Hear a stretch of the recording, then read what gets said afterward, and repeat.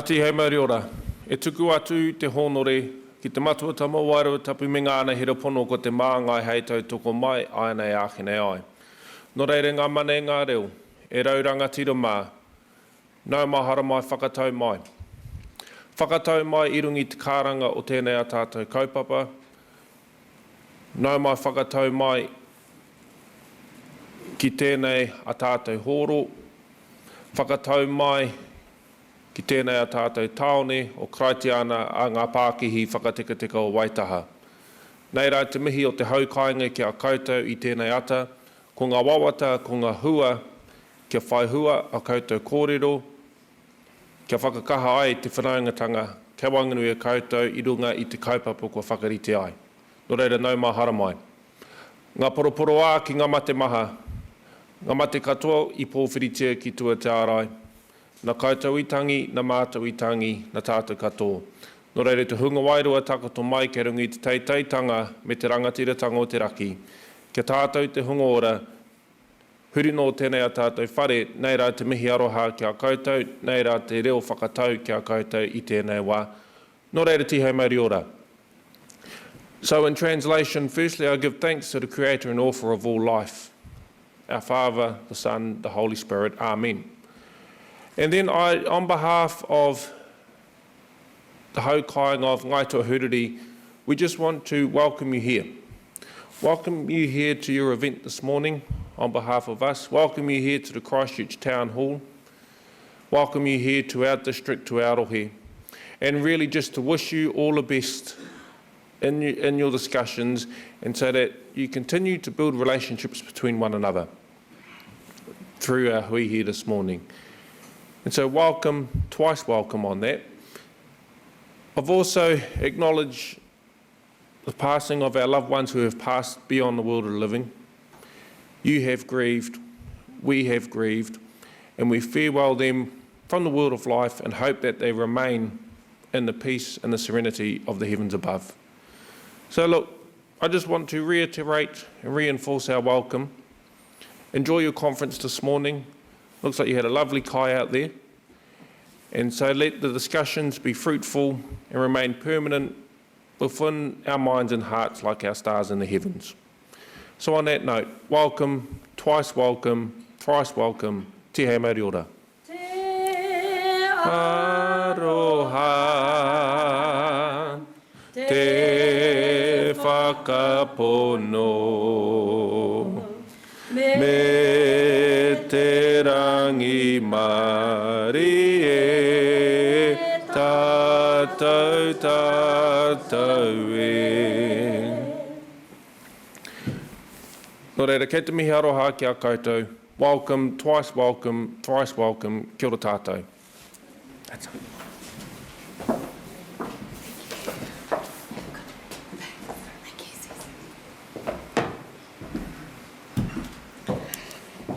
Ngā mihi Les, ngā mihi maka, and kia ora tatou. It's lovely to have you all here. It's great to see so many faces, and apologies, I'm going to have to keep doing this because of my ageing eyes. It's great also to be here in person. I've just recovered from COVID. This is my first day back, so forgive me if I'm a little bit croaky or have to keep stopping for a glass of water. Hopefully my brain isn't going to be too fuzzy. So it's wonderful to be here talking about the future of business in this wonderful city of Ōtautahi Christchurch. So, but before we go any further, I thought I'd actually just review the health and safety information for everyone for this beautiful venue that we're lucky enough to have. So toilets, the closest toilets are located in the main foyer. You just need to exit this room, pass the stairs into the middle of the main foyer, and the toilets are on your right.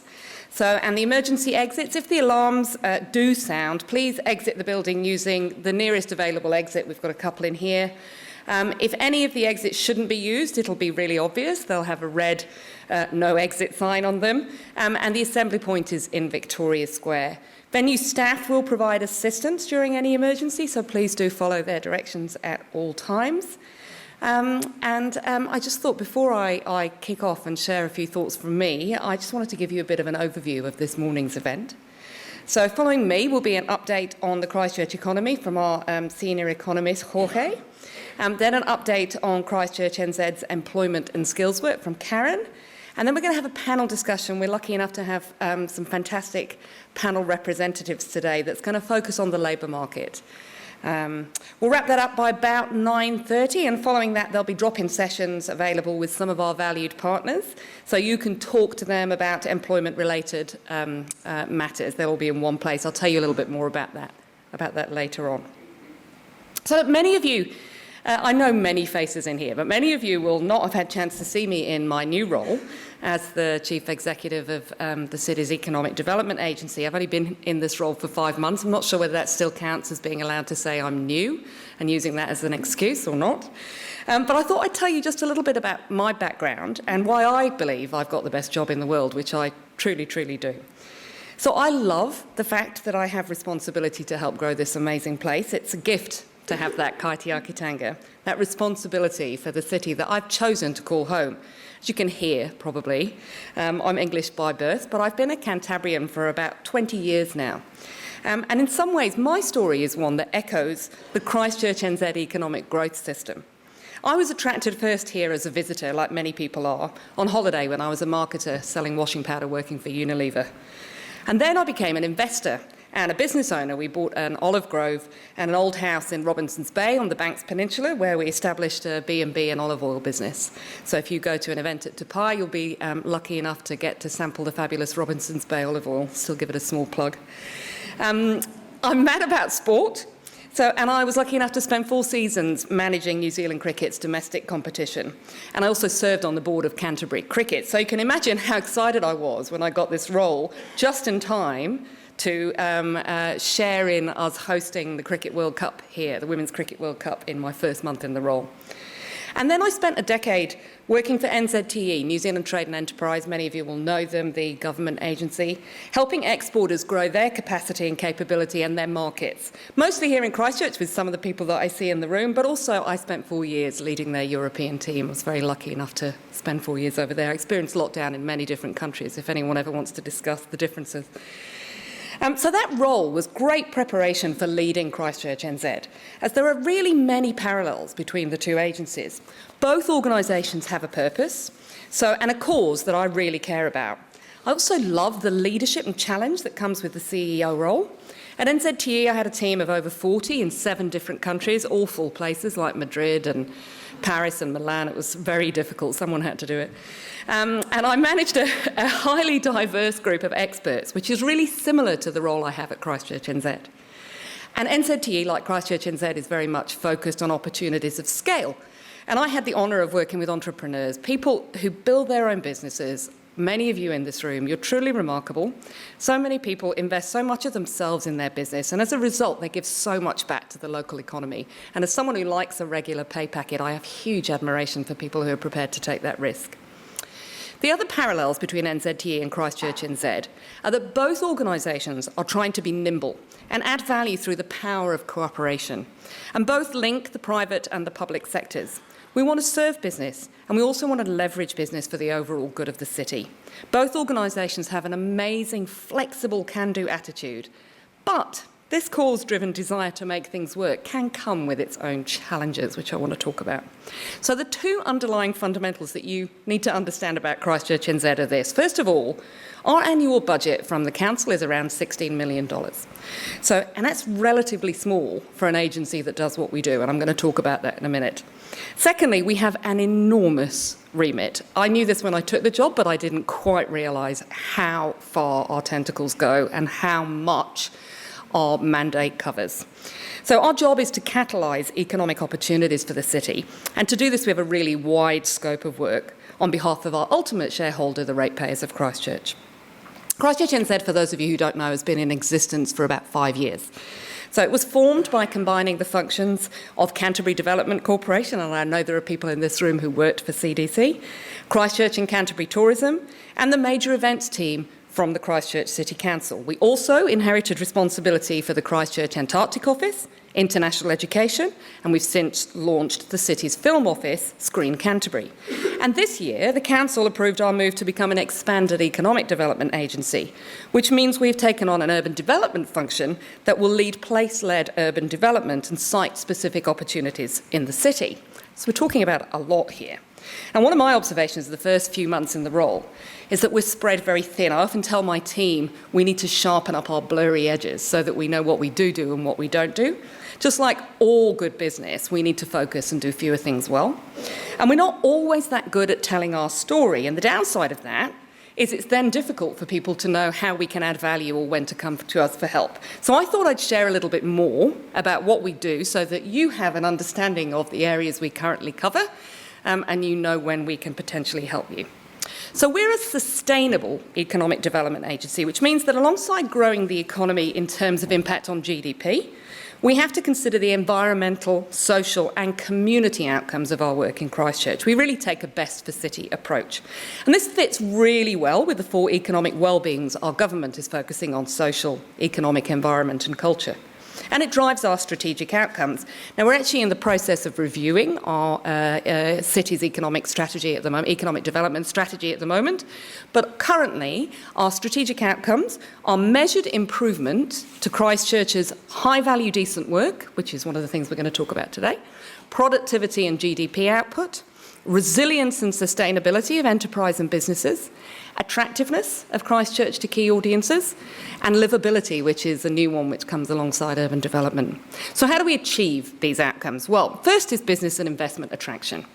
Between our new future-proofed stock of smart Class A office buildings, we've got a talent pipeline that draws on 4 tertiaries, our I say relatively, as I'm looking for a house at the moment, affordable housing costs, and the incredible lifestyle we have on offer, we do have a compelling proposition for drawing businesses and investment from across Australasia. Now, we focus, as I mentioned earlier, our business growth around high-value, high-growth potential industry clusters where Christchurch has genuine competitive advantages. These include aerospace and future transport, food, fibre and agri-tech, and our status as one of 5 Antarctic gateways around the world. Some of you may have been in the audiences last week for the finals of the Aerospace Challenge or the Food and Fibre and Agri-Tech Challenge. Unfortunately, I had to miss them through illness. But these type of incubators both draw from and feed into our talent pipelines and nurture the next generation of entrepreneurs who can build Christchurch's next unicorn. Of course, to attract business and investment, we must also develop our workforce, and that's obviously what we're going to talk about a lot today. This vital work varies with the economic climate. So when we originally had our strategic outcomes, it was very much about high-value, decent work. Is that still the right strategic outcome? I'm not sure, because actually the challenge we have is that we don't have enough people. So in the beyond full employment scenario of today, that means upskilling and marketing to the underemployed, as we're currently doing in our Women in Work campaign. It means actively lobbying government to increase skilled migrant visas, especially in the manufacturing and high-tech sectors. At our Economic Insights breakfast in December, we heard loud and clear from you that the labour shortage was your biggest challenge and that your own lobbying efforts to get the skilled workers you need were having limited success. You told us the only way that government was going to listen was if they felt heat from the media. And so we worked with Ben and other people from within the industry to do the research to support a case for skilled migration. We recruited and supported industry spokespeople and made our case to business reporters. That resulted in quite a lot of national stories in the media, and it may yet move the government's position. The latest arrow in our quiver of economic development tools is our urban development team. Now, urban development is often misunderstood, and a lot of people say to me, why has Christchurch NZ got urban development? It's not just about building infrastructure. That's largely the job of the private sector.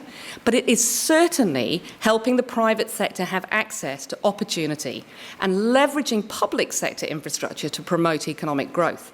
For example, imagine how some creative placemaking could transform the route from our new stadium, when we get it, to the heart of the city's hospitality zone to create a world-class entertainment hub. That will take a lot of coordination between the private sector and the City Council, and that's where our urban development function comes into play, kind of the third leg of the stool between linking the private and the public sector together. And then that leads us to events and attraction. In some ways, these are the shiny things that get the most attention for Christchurch NZ. So largely because they're so visible. But they can also be really key drivers of long-term sustainable economic development. Look at business events, which are streaming back to the city now that borders and the beautiful new venues are open, like Tapai and having the town hall regenerated. So the return on investment for business events is around 7-1, and business event visitors spend 3 times as much as a visitor for an All Blacks test, for example. Now, that doesn't mean that All Blacks tests aren't important. Of course, an All Blacks test, which we're thrilled to be hosting in August, after 6 long years of our bids being rejected, that has other benefits for the city, in the sense of resident pride and how our city is perceived around the world. These major events attract millions of eyeballs, and given some of the global headlines our city has endured in recent years, being seen as a vibrant, modern, attractive and brand new city that is home to world-class talent and world-class events is a vital foundation for business, investment and talent attraction. Now, even that high-level overview may have led you to the same conclusion that I have about ChristchurchNZ, which is it's a lot. So we need to do fewer things. We spread ourselves very thin. So we need to focus on opportunities of scale, whether that means concentrating our resources on fewer, larger events like the Cricket World Cup, or doubling down on the most promising growth sectors of the economy. Underpinning all our efforts to bring new economic activity to the city is the importance of nurturing and retaining the businesses and talent we already have. And that's where you come in.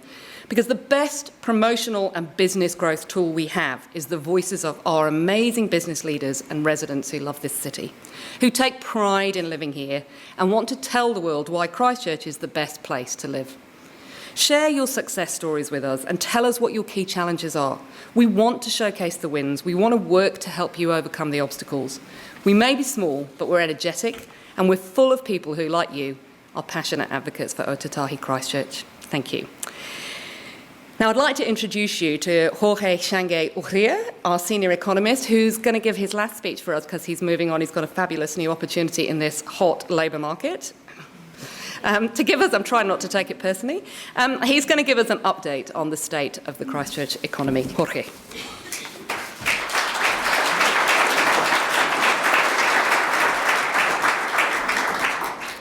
Morena, everyone.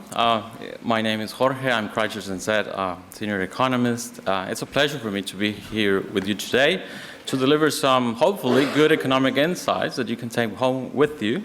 And I would like for you to take a good look at this photo here, which basically, in a nutshell, it summarizes what's happening in the economy. So the shadow that has fallen upon the city, well, that's the current economic sentiment. The weird flying fish over here, which is supposed to be underwater, is way up high. That's inflation.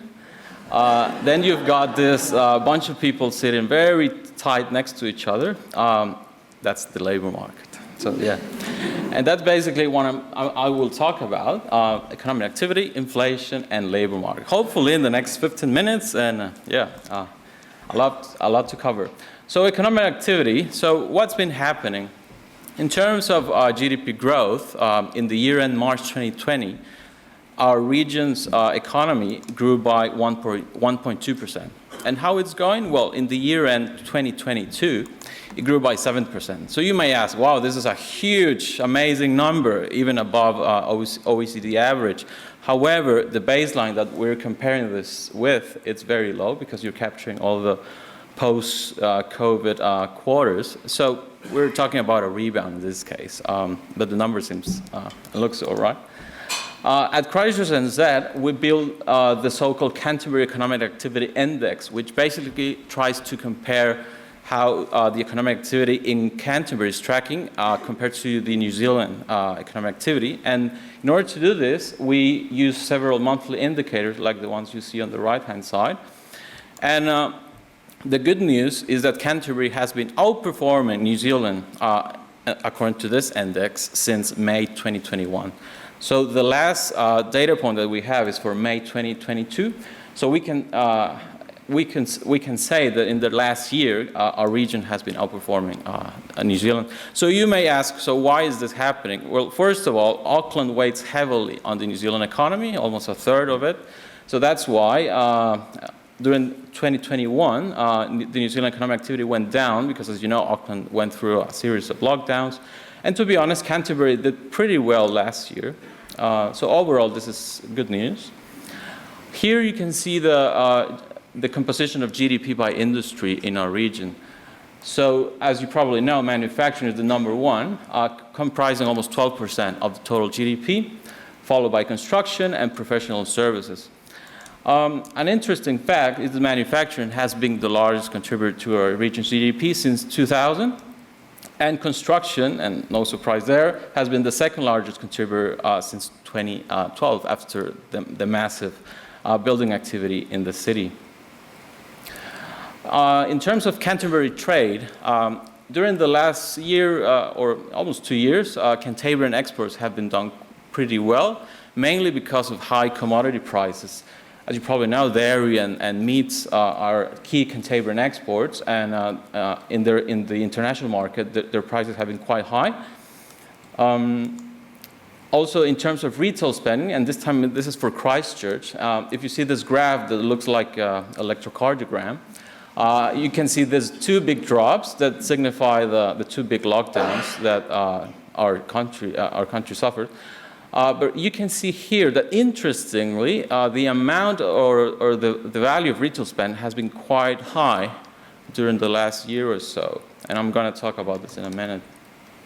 And in this graph, we can see the year-on-year growth for May 2022 for both retail spend value and retail spend volume. So when I say volume, it's basically, we're talking about electronic card transactions. So interestingly enough, we can see that retail spend value went up by almost 4%, whereas retail spend volume decreased by almost 6%. So why is this? So what's been happening in the retail sector in Christchurch? What's been driving the value of retail spend up? Basically massive inflation. So the value of retail spend has been going up because of massive inflation. And I'm going to dwell more into this topic in a moment. And what's been driving retail transactions down? No surprise, Omicron or COVID. And actually, Canterbury's DHB, had the highest number of COVID cases in New Zealand between January and May 2022, 13 of the total cases in the country. So obviously, unfortunately, during this period, a lot of people were sick or are still sick with COVID, so they weren't able to go and hit the shops, or a lot of people also were trying to avoid to go to buy things. So that was basically one of the main factors that drive retail transactions down. So looking ahead, Canterbury's economic growth might continue to slow down due to negative impacts, basically on private consumption and key industries, due to less private spending.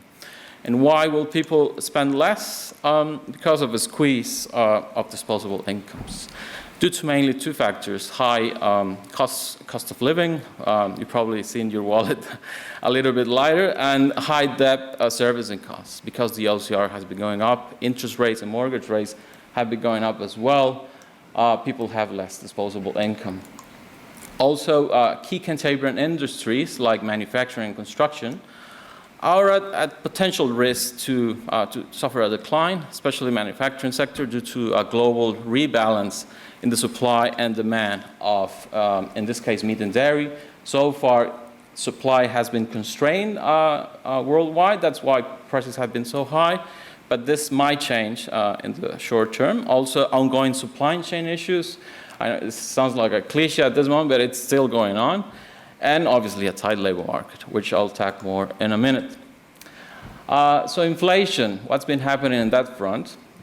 By the way, if you eat this amount of radishes in one go, you will also suffer from a different kind of inflation. Yeah, it won't be pleasant. So how it started? So inflation in the first quarter of 2020, it sat at 2.5%.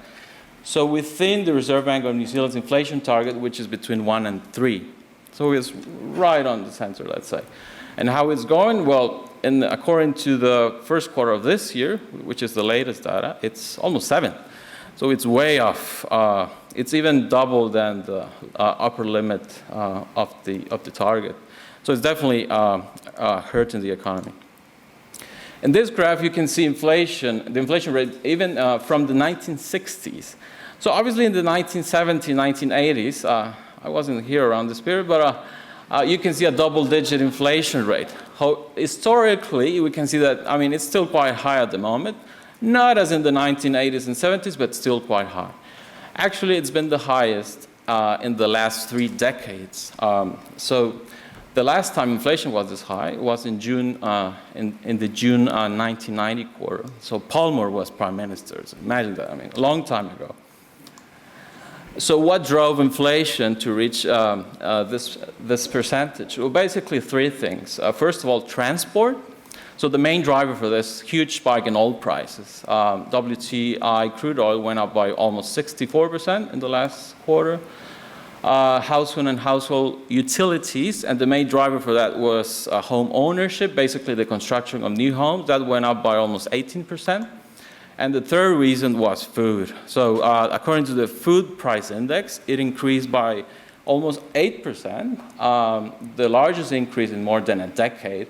So if you're eating salads at the moment, you probably felt that it's quite expensive because of basically tomatoes and lettuces have been going up among of the victims. I say tomato, you say tomato. Here you can see the historical performance of the OCR, the official cash rate from the Reserve Bank of New Zealand.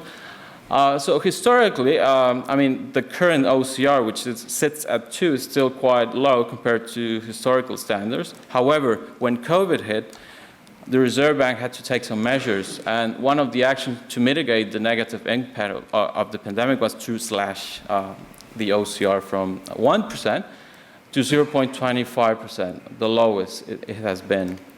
So obviously this translated into the economy, and it fueled a little bit or a lot of the current inflation we're suffering.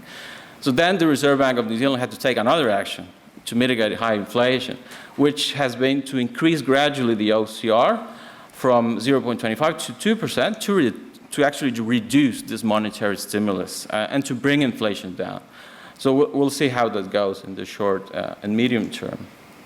And according to the consensus forecast, by the end of this year, the OCR might sit at 3.5, and by the and for mid next year, it could reach 4%.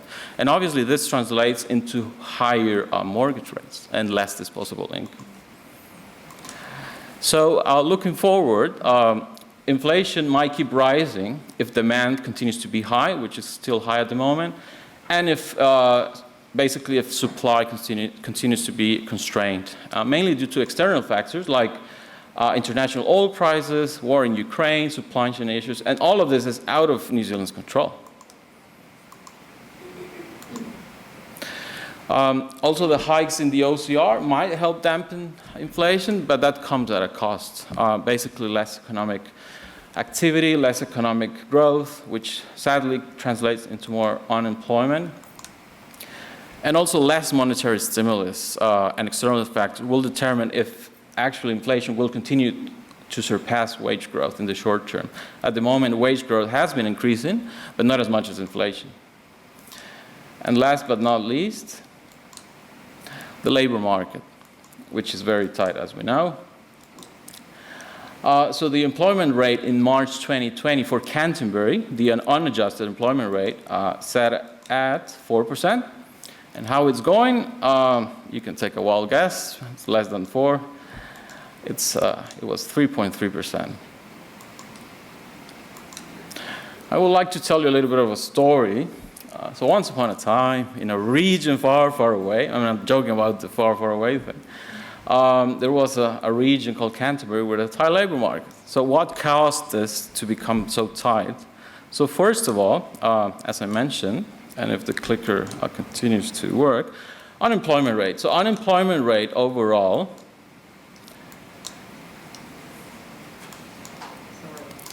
sorry about that. Unemployment rate has been decreasing, which is one of the main red flag, right? That we're in a tight labor market. The second reason is that working age population has been dropping. So when I say working age population, we mean people between 16 and 64, the young at heart. So it's been dropping as well in both Canterbury and in New Zealand. Then we have labor force participation rate, which in this case has been going up. And actually, it has been going up more in Canterbury than in New Zealand. then we have unemployment growth, and if we see the online job advertisement around the country, we see that in Canterbury it has been exploding. Canterbury, as you probably know, is a region that relies heavily on migrants, and since the borders closed around here, there's a lot of employment demand from businesses. Also, by industry, it's interesting to see that most of the online jobs advertisements have been for IT, but especially for healthcare and manufacturing, which are two of the main industries in our region. So this is another red flag. And also by occupation, we can see that most of the online job advertisements have been for kind of a low-skill, middle-skill jobs. And last but not least, migration. So migration.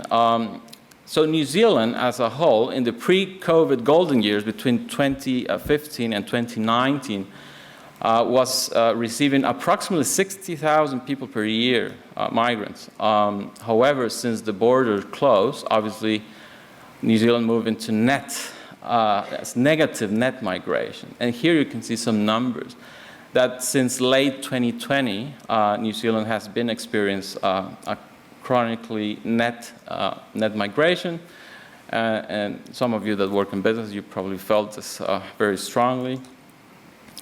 And the drop in net migration has been mainly driven by a collapse in arrivals. For example, in the year in April 2020, New Zealand received almost 90,000 people, net migration, in terms of net migration, whereas in the year in April 2022, it was minus 9,000. So it's a massive change. So putting this into, in a nutshell, we definitely have a tight labor market. We have all the ingredients for that. Labor market is at capacity, and according to some research done by ChristchurchNZ in the past, there could be a potential shortage of around 50,000 skilled workers by 2030. So this is the perfect storm for a tight labor market. So this might continue, and if Canterbury doesn't attract sufficient migrants in the short term, the labor market will continue to run at capacity. And migrants won't come in droves to pre-COVID levels. That will take some time as well.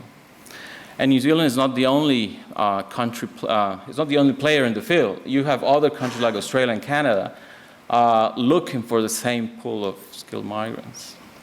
So it has a lot of competition. We've also have the Kiwi talent brain drain. A lot of New Zealanders moving abroad, looking for a better job, better salaries, and taking scarce skills with them.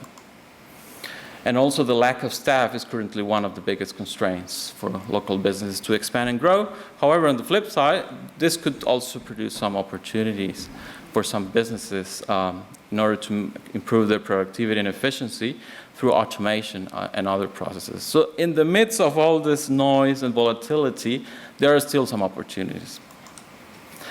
Now a little bit of advertisement. So if you would like to check ChristchurchNZ reports, our monthly, quarterly reports, you can go into our website and look for our economic insights. And with this, I say ngā mihi nui. Thank you very much.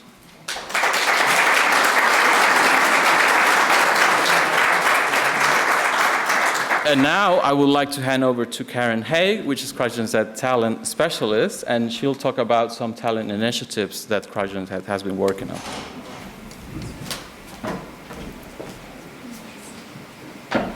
Kia ora koutou, thank you Jorge, and I'm afraid to say I don't have the same level of jokes as Jorge, so the next 5 minutes might not be funny, but hopefully it will be informative. So, look, we know that the past year has been incredibly challenging from a talent perspective for businesses, and we have, over the past year, sort of come to you for input on what those challenges are and sort of discuss some potential interventions as well. And so your input's really valuable. We value what we hear from you. We do act on it, and we thought it would be a good opportunity today to just give you a little bit of an update and an overview of some of the initiatives that are running across the region, sort of from the short, mid and long-term talent and skills sort of pipeline. So in the short term, Ali mentioned the workforce report that we produced and submitted alongside the Chamber. Just an update that this has been submitted again to the new Immigration Minister, and we will keep pushing and advocating on your behalf in this area. We're also about to, in this sort of attraction, short-term attraction space, as Jorge was saying, we do need to attract migrants in while we're at capacity. We are about to partner with Kia to better and more effectively target returning Kiwis as well. Alongside this, we're also in the process of developing a toolkit for businesses and recruiters. So thanks for the businesses who fed into that and told us what they need and what will be useful. That's sort of in production now, so hopefully that will help as well.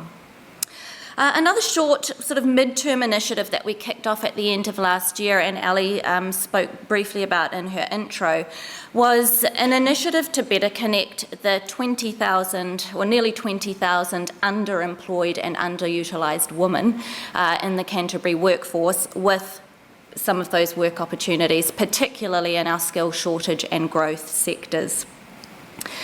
We ran a series of sessions with agencies and employers, and also a series of focus groups with women who were looking to return to work, who were changing careers, looking to upskill, reskill, to really better understand what the challenges were and what the sort of gaps and opportunities were, where we could add value in this space.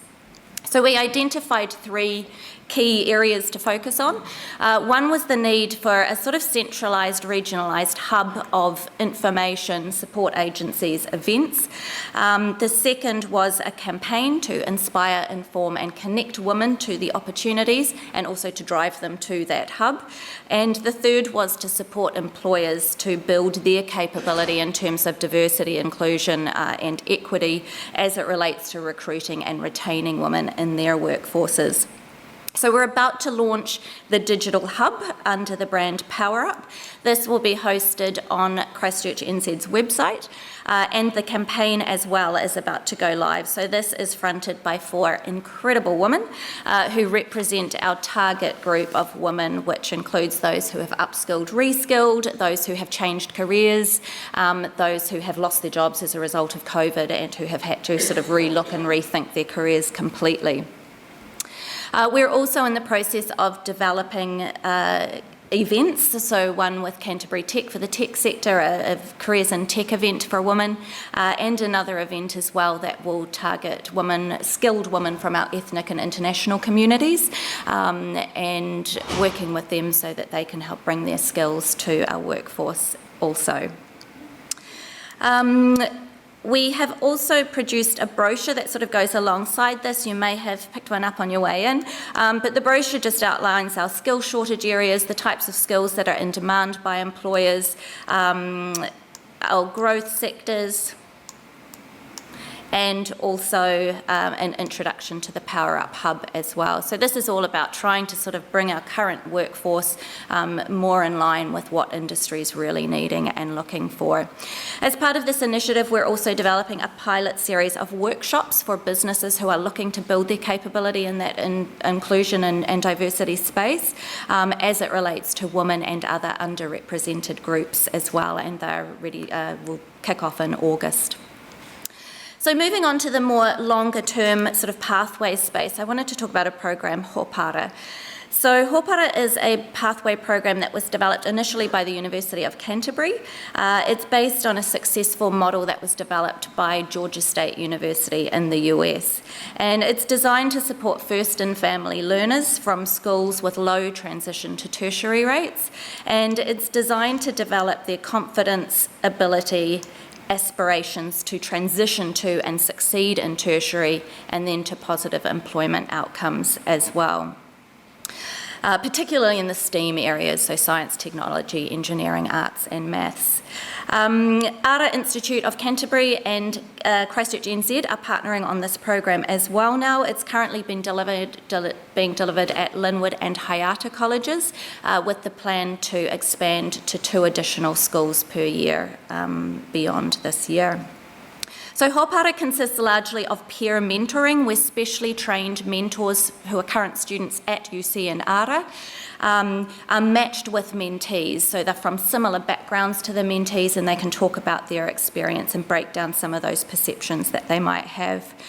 We're currently in the process of developing an industry component for this, which will enable businesses to interact and sort of engage with students right from year 11 through that sort of high school pathwaying into tertiary, throughout their tertiary study, and ideally into employment at the end of that. So it really enables businesses to kind of build relationships with these students, expose them to their workplaces and their sectors as well. So if any businesses are really interested in being part of this program, please let me know. We'll be co-designing this industry piece over the next 6 weeks or so. And I think, just back to Hopara as well, I mean, we believe that it really has the opportunity to be truly transformational for whānau and some of our underserved communities. If you do want to be a part of it, please let me know.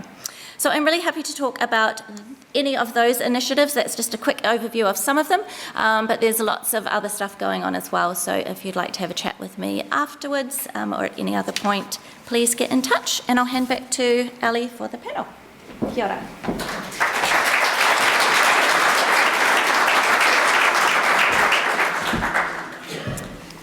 Thank you, Karen, and thank you, Jorge. And yes, as Karen mentioned, there will be an opportunity to chat to Karen afterwards out in the foyer. Thanks for that overview. I'd like to now invite our panel up onto the stage. Our panel, esteemed panel, is Leanne Watson, who many of you will know, the CEO of the Canterbury Employees Chamber of Commerce. Gillian Dudgeon, who's very kindly flown down from Wellington. She's the Deputy CE from the Tertiary Education Commission. Unfortunately, Renata is actually unwell today, so won't be able to join us. Ben Reid, again, many of you will know Ben. Ben is our Managing Director from Hamilton Jet, and Tracy McElroy, who is the head of the South Island for Datacom. And look, just whilst they're getting set up, I just want to remind you about the drop-in sessions after the panel discussion. So we have representatives from quite a few employment and skills partner organisations here. They can be identified by their banners. So there's the Ministry for Social Development, MSD. If you want to go and have a chat with them about their employment service, that offers a range of services for employers to help train and recruit great people. Connected are here. They're a cross-government agency. They're here to talk about government support across employment, education, training and business support. If you've got questions for the Tertiary Education Commission, Gillian from the panel will be around on one of those booths. You can talk about the reform of vocational education and any related matters. The Ministry of Education will have a space. There's a lot changing in education, and we have 2 principal advisors here who are happy to discuss what those changes might mean for you and your industry, including how you might be able to connect with the education sector. IRD, if you want to talk about COVID support payments and any other matters relating to tax, and of course Christchurch NZ, so Karen and Jorge and Simon Anderson, who's our acting GM in this space. So panel, thank you so much for joining us. It's really good to have you here. I thought, Gillian, I might kick off, before I throw it open to the audience, I might kick off with a couple of questions. So Gillian, one for you. You don't get the free ticket down from Wellington, I have to earn it now. So one of the initiatives of the reform of vocational education was the development of workforce development councils. Can you tell us a little bit about what they are and how businesses can engage with them? And look, I know it's early days, but could you tell us about an example of innovation that's come out of those workforce development councils that started to transform the way education and industry collaborate? Morena tātou. So we now have 6 workforce development councils which have been operational since the end of last year, and they represent all industries across New Zealand.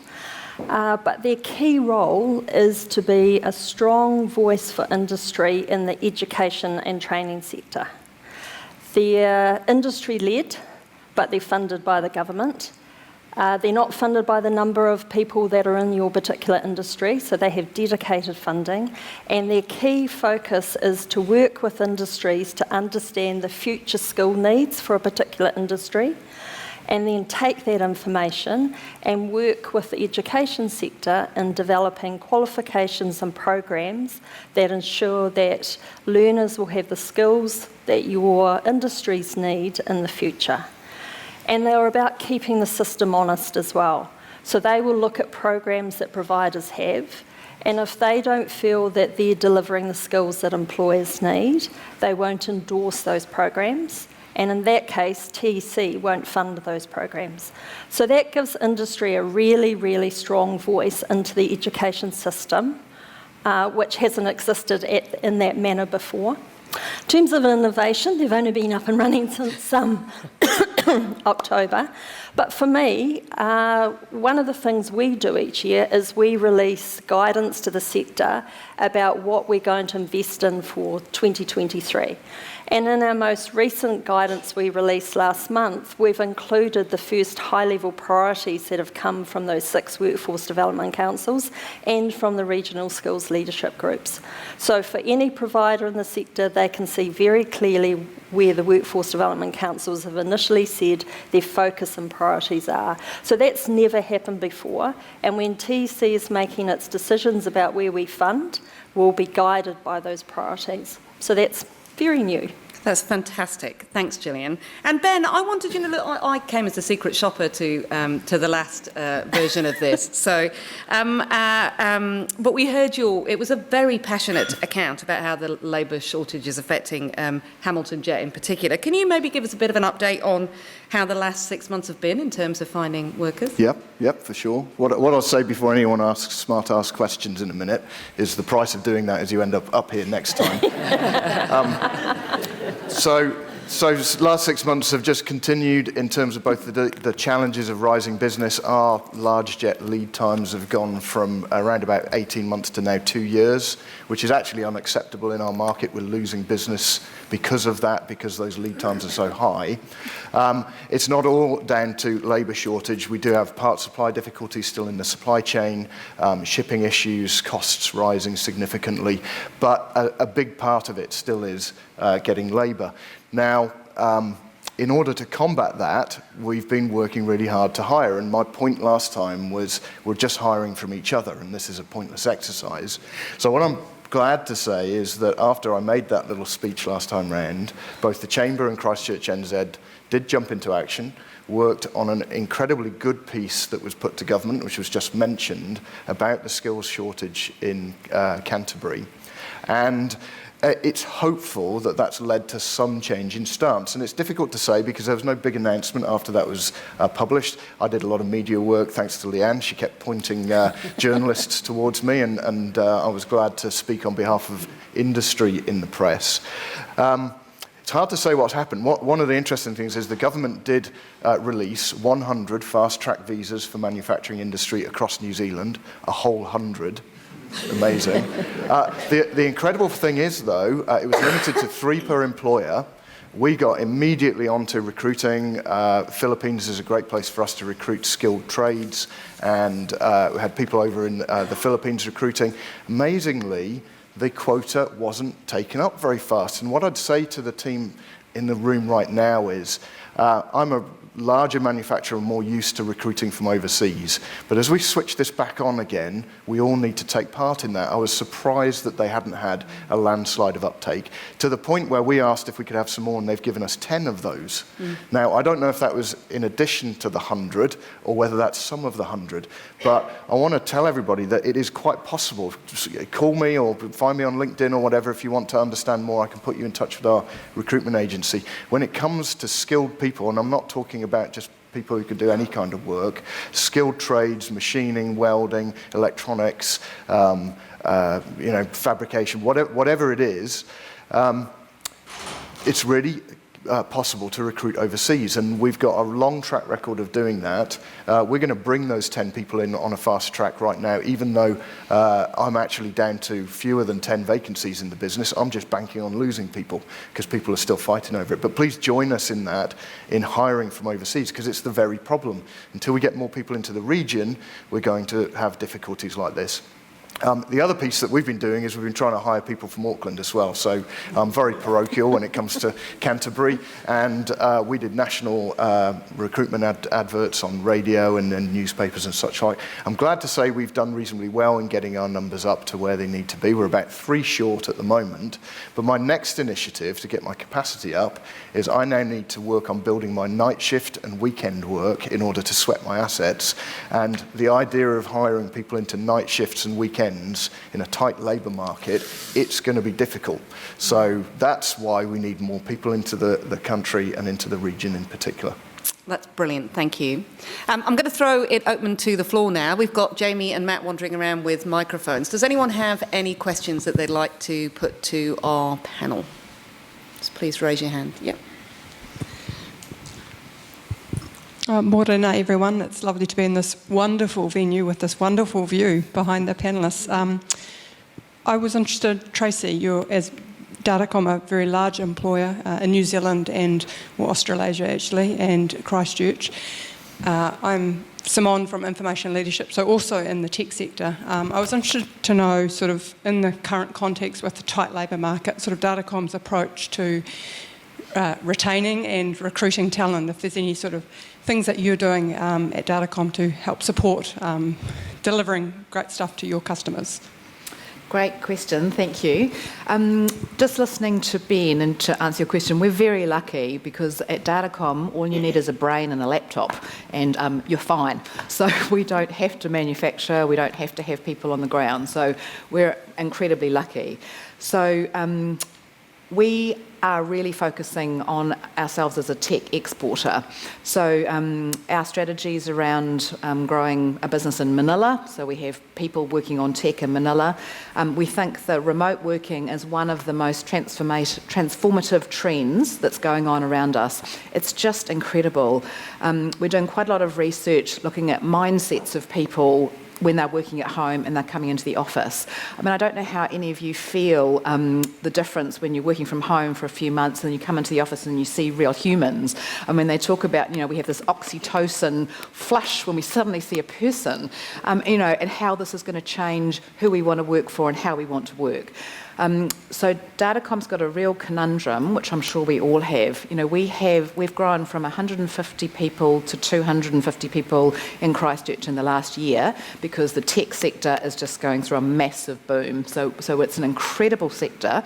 Personally, it's been really exciting for me to, you know, watch when the 60s, 70s, when our GDP was amazing and then it's plummeted, and what an amazing opportunity tech provides for New Zealand to, you know, lead the world. And we're certainly seeing our challenges, those brains in Canterbury, being chased by Microsoft, Google, international companies. And those Kiwis can just stay in their houses and their bedrooms and work on laptops, very bright students, you know, being chased for, you know, international jobs, etc.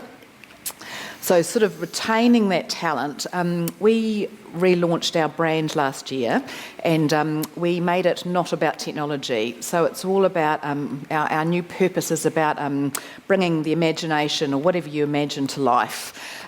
So we've refocused a purpose away from technology because we certainly find, and particularly for women, a lot of women and girls, because I've got daughters that I'm trying to say, come into tech careers, and they're going, Mum, that's boring and it's boys. So I'm going, no, look, you know, there's lots of exciting, vibrant women in tech. So we're trying to look at a whole bunch of strategies to create a purpose and a meaning out of technology. So instead of being about the tech, it's about the impact on society and what it does. You know, so we've got some big competitors. One of the other interesting things I'm seeing is, you know, a few years ago, we just thought of ourselves, tech companies, the big four as competitors. I'm hearing a lot more words around ecosystems, and this challenge of talent is absolutely an ecosystem problem. You know, if we rob each other, you know, what are we all here for? We're here for the future of our children, for Canterbury, our community. So, you know, this whole ecosystem thinking is really important. The final thing I'd say is the Christchurch NZ strategies, I've only just got to learn about them through Karen because, ironically, you know, supporting getting more Māori rangatahi into tech is such a natural thing to do. Getting more women into tech, we will double the workforce if we could get more women into tech. So I'm really excited. The Indigenous women, we're working with the March 15 community. There are some incredibly talented young women who have computer science degrees from countries, not New Zealand, who never thought they would work. They thought their husbands would support them, and those husbands are not here anymore. So supporting those women to, learn English and be able to take on roles and just have the confidence in New Zealand society where, Muslim religion is not as common as it could be. So we're trying to be more inclusive, open the doors, and all the wonderful strategies Christchurch NZ is doing. Sort of Datacom's been trying it out a bit, but I think collectively in our ecosystem, working together will really help. Fantastic. Thanks, Tracy. Any other questions? You all got really shy now because you end up on the stage if you ask a question. We promise not to bring you up on the stage. So, Peter? Yeah. Leanne's looking very lonely and lost up there. So. I knew that was coming. Can I just ask Leanne, how important is changing the style of work in solving this problem? I'm talking about empowerment, I'm talking about flexibility in the workplace, I'm talking about 9-day fortnights. I think it's inevitable that we start seriously addressing those issues, and if we do, how can we in Canterbury ensure that we get a competitive advantage out of that? Without a doubt, Peter, and thanks for the question. I can always rely on Peter to ask one. I think, what Tracy and Ben have talked about, by and large, captures some of that, but I fully appreciate that in some industries it is a lot harder to do that, and manufacturing is probably one of those industries where, a lot of the flexibility that we talk about and that our young people coming into the workforce not only expect but they demand is much harder to do in some environments. So, those sectors have to think very creatively around how they do attract and retain people, given the limitations in that area. And, I've just done a bit of recruitment myself over the last couple of months, and I think, I'm always reminded about how important it is to be really well prepared, because you are being interviewed as much as you are interviewing those candidates. And I think there are a lot of organisations that don't necessarily understand the important role that they have in really demonstrating and outlining the core purpose of their organisation. So not what they do, but the purpose, because people coming into the workforce, particularly those younger people, they have very, very different expectations than what a lot of the people in existing workplaces do, and we need to adapt and change to accommodate that, and that will ensure that you are attractive as an industry or as an organisation, and really thinking about how you present your organisation. And Tracy, that what you talked about is almost repositioning organisations and industries so that we can get young people into industries that haven't in the past been attractive.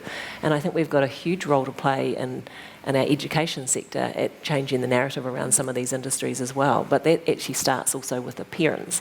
I've been involved in one of the schools here for a number of years, and one of the biggest barriers that we have is actually changing the perceptions of parents as well. So each of us in the room have a job to play in that space on changing some of the perceptions on industries like manufacturing, like technology, that aren't traditional, for some of our potential workforce. I love the work that, Karen, you outlined that you're doing with Power Up. I think that is hugely beneficial as we move forward.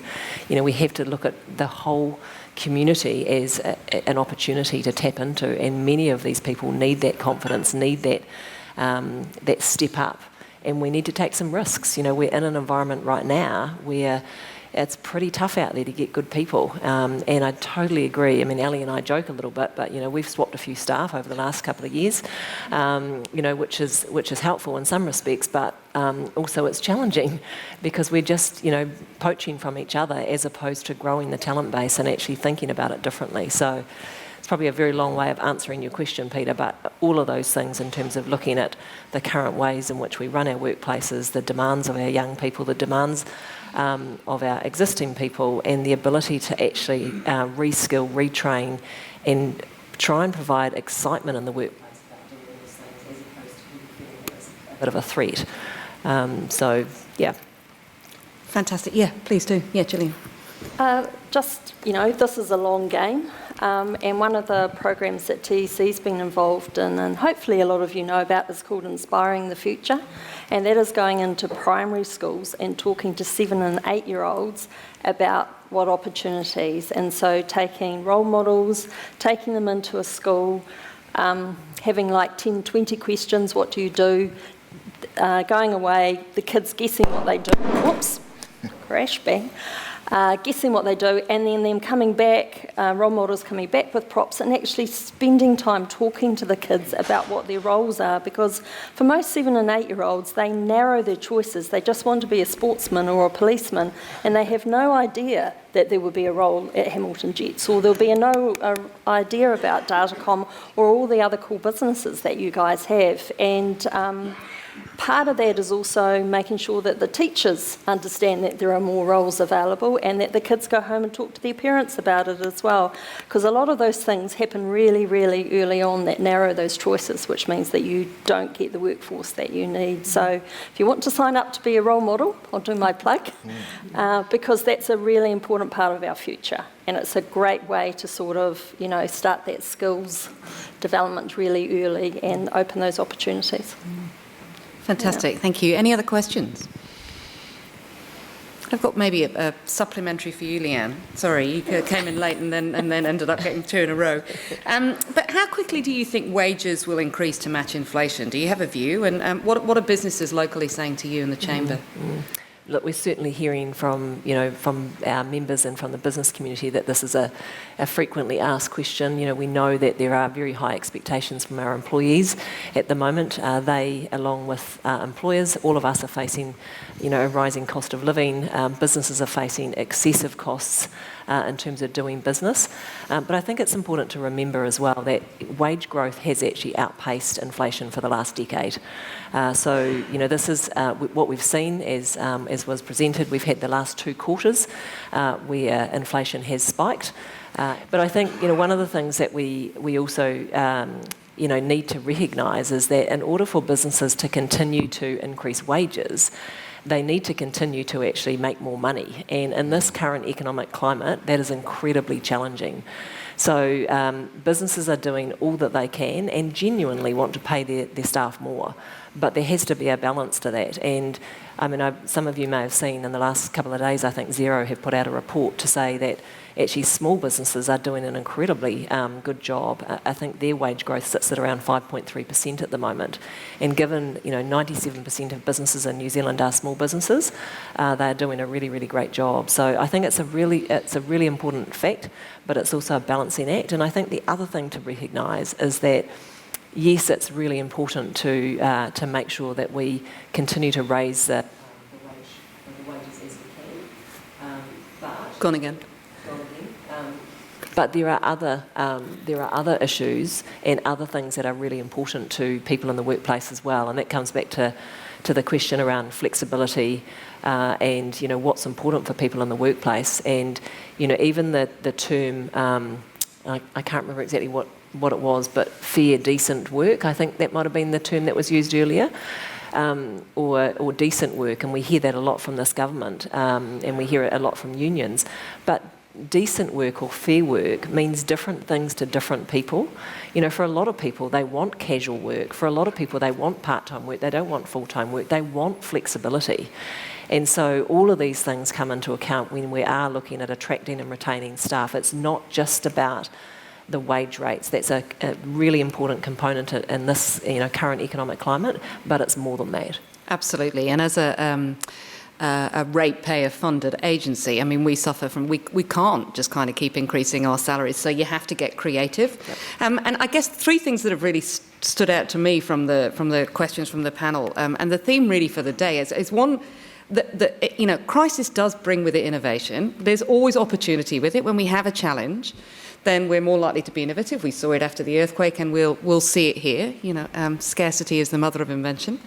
The second thing that I think has really stood out to me is the importance of collaboration and making sure that we're not kind of all, your point, Ben, making sure we're all kind of moving people around from one of our competitors to another, and that extends to the whole country as well. I'm seeing really strong collaboration between the economic development agencies around the country, so particularly up in Auckland and Wellington, where we're all facing the same challenges, so we're working together. And the third thing for me is this communication, and you don't know what you don't know. There's stuff out there, actually, whether you're an 8-year-old that actually doesn't know about the jobs that are out there, or whether you're a business that doesn't realise that actually you can get access to overseas workers at the moment, or whether you're someone that doesn't know that there are people here and programs here that are able to help you. You're not on your own. I think that communication comes through. I'm going to wrap it up there, if that's okay. I just wanted to say a huge thank you to our panel. It's really great to see you all, and great to be on this side of the mic rather than as my secret shopper role. Also a huge thank you to Karen and Jorge for your presentations, and I know a lot of work has gone into this.